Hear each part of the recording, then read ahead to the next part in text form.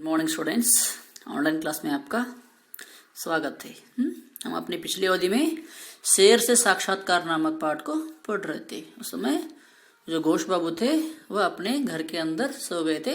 गर्मी के कारण दरवाजा खुला रखकर ही सो गए थे, इसलिए रात के समय उस घर में शेर घुस गया था और वह उस घोष बाबू के उठने की या कुछ हलचल करने की प्रतीक्षा कर रहा था ताकि वह उस पर हमला करके उसे खा जाए। लेकिन घोष बाबू भी उसे निपटने के लिए थोड़ा सा भी ठस से मस नहीं हुए और उसे बचने के लिए तरीका ढूंढ रहे थे, है ना। ठीक है, देखिए आगे क्या है।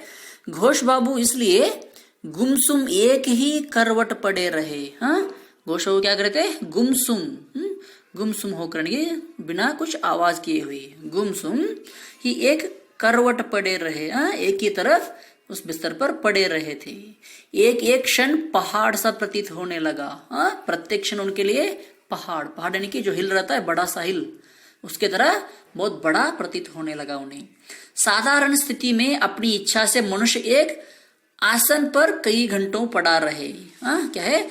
मनुष्य अपनी इच्छा से साधारण स्थिति पर एक ही परिस्थिति में घंटों तक पड़ा रहे, पर मन समोस कर मूर्तिवर होकर और सो भी मौत के निकट अचल पड़ा रहना टेढ़ी खीर है। लेकिन मनुष्य कोशिश किए तो वो ऐसे ही बैठा रह सकता है कि स्थल पे, एक ही प्लेस पर, लेकिन उसके सामने मौत ही खड़ी है और वह क्या कर रहे एक ही मूर्ति के रूप में, मूर्ति की तरह, जो मूर्ति रहती है, जो निर्जीव वस्तु रहती है, उसकी तरफ पड़ा रहना किसी के लिए बहुत ही मुश्किल काम है। बहुत ही मुश्किल काम है। टेढ़ी खीर है यानी कि बहुत ही मुश्किल काम है। फिर मौत के डर से लोग भी कभी कभी विकट साहस दिखाते हैं। मौत के डर से, मर न जाए इस डर से कभी कभी लोग क्या करते हैं? कुछ हलचल कर देते हैं, कभी कभी विकट साहस दिखाते हैं। कुछ ना कुछ गलतियां कर बैठते हैं, साहस कर बैठते हैं। फिर छींक, खांसी और खुजलावट भी बड़ी बलाएं हैं। खींच, खांसी और खुजलावट जो मनुष्य को होता है, खांसी आती है, छींक आता है, इन सब से बचने के लिए बहुत ही मुश्किल है, इसलिए वो भी आ सकते हैं।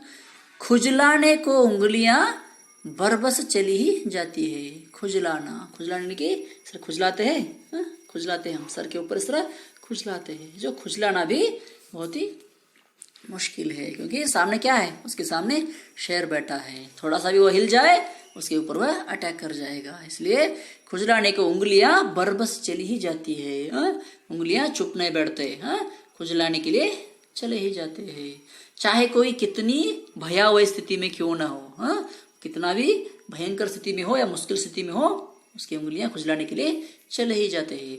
खांसी और चीख से निपटना तो और कठिन है। खांसी और चीख, कफ बोलते हैं, कफ हो रहता है तब क्या होता है? हम छींकते हैं, इसलिए सर्दी में हम छींकते हैं। उससे तो कुछ कर नहीं सकता, वो बहुत ही कठिन है, उससे बचना बहुत ही कठिन है। गले में सुरसुराहट होती है, गले में सुरसुराहट, खांसी के समय गले में, गला, नेक, अंदर क्या होता है? सुरसुराहट होती है। हाथ से गला दबाने और मुंह बंद करने पर भी भीतर से बारूद फीकती है। अगर हमें खांसी आए तो हम अपने मुंह बंद कर खांसेंगे तो भी थोड़ी तो आवाज आएगी ही, थोड़ा तो आवाज बाहर आएगी, और खुल्ल तथा ठुल्ल हो रही जाती है, थोड़ा आवाज आती रहती है। नाक को दबाते दबाते छींक की टी भी निकल पड़ती है। छींक से बचने के लिए ऐसे नाक को हम दबाएंगे तो क्या हो जाएगा? टी के आवाज तो आ ही जाएगी।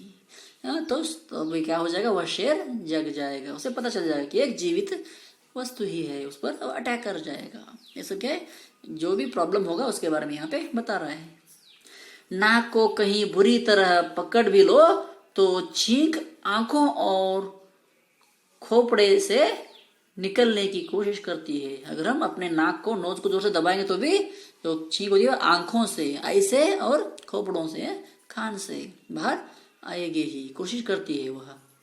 घोष बाबू पर भी खांसी ने हमला सा कर दिया। और जो घोष बाबू पड़ा था निर्जीव की तरह, उनके ऊपर भी वह खांसी हमला कर दिया। और बहुत गला दबाने पर भी तनिक टुल्ल सी ध्वनि निकल ही गई। वो जी अपने गले को जोर से दबाया, इस तरह दबाया, फिर भी जो आवाज थी थोड़ा टुल करके ध्वनि निकल ही गई।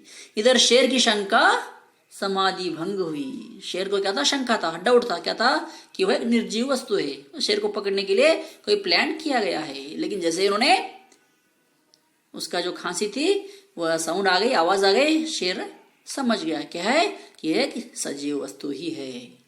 वह फौरन खड़ा हो गया। जैसे उसको वो आवाज सुनाई दी वह खड़ा हो गया और घूर कर उसने घोष बाबू की ओर देखा। घूर कर, ऐसे घूर कर उस घोष बाबू की तरफ उसने देख लिया। तब क्या हुआ? और देखा तथा अपना सिर धीरे धीरे उधर को बढ़ाया। अपने सिर को, अपने हेड को उस तरफ लेकर चला गया। अभी तक उसे शंका बनी रही, इसलिए उसने एकदम आक्रमण नहीं किया। उसको क्या था? डाउट था, शेर को डाउट था, इसलिए उसने एकदम शेर जो घोष बाबू के ऊपर आक्रमण नहीं किया था। पर उसका भारी सिर मसहरी को दबाता हुआ आगे की ओर बढ़ा। जो कर्टन बांधा हुआ था उसको बढ़ाते हुए शेर आगे बढ़ गया, आगे चला गया। मानो वह घोष बाबू के सिर का करीब से निरीक्षण करना चाहता हो। वो उस घोष बाबू को बहुत ही नजदीक से उसका निरीक्षण, उसको देखना चाहता हो कि वो क्या है। घोष बाबू ने शेर की भयंकर सांस महसूस की। शेर का जो सांस था, जो आवाज था, जो ब्रीथ था, उसको महसूस किया, फील किया। पर ठस से मस होने का उनका साहस न हुआ। लेकिन वह कुछ भी हिले नहीं, डुले नहीं, कुछ भी आवाज किए नहीं। इतने ही में मसहरी की रस्सी छट से छूट गई। जो कर्टन बंधा हुआ था, जो रस्सी थी ऊपर, वह छूट गई, निकल गई और मसहरी झट से घोष बाबू के ऊपर आ गिरी। उस घोष बाबू जो सोया था उसके ऊपर वह गिर पड़ी। बीजू का हट गया। शेर कुछ चौकन ना हुआ। जैसे वह नीचे गिर गया तो शेर चौकन ना हुआ और उसी क्षण विद्युत गति से घोष बाबू मसहरी के सरक कर दीवार के सहारे फर्श पर जा बैठे। विद्युत गति से, विद्युत जो करंट जिस तरह फास्ट आता है उस गति से घोष बाबू क्या किए? उस मसहरी से सरक कर, जो कर्टन था उससे सरक कर नीचे दीवार के सहारे फर्श पर जा बैठे। दीवार यानी कि जो वाल रहता है, वाल के सहारे नीचे बैठ गए। मसहरी गिरते ही 1-2 सेकंड के बाद ही शेर भयंकर गुर्राहट के साथ पलंग पर कूद पड़ा। मसहरी गिरते ही 1-2 सेकंड में पलंग के ऊपर जाकर कूद गया शेर। यह समझकर कि उसकी खुराक वहीं पड़ी होगी। क्या सोचा? उसका जो खुराक यानी कि उसका जो खाना है वहीं पे पड़ा के कर वो पलंग के ऊपर झपट गया।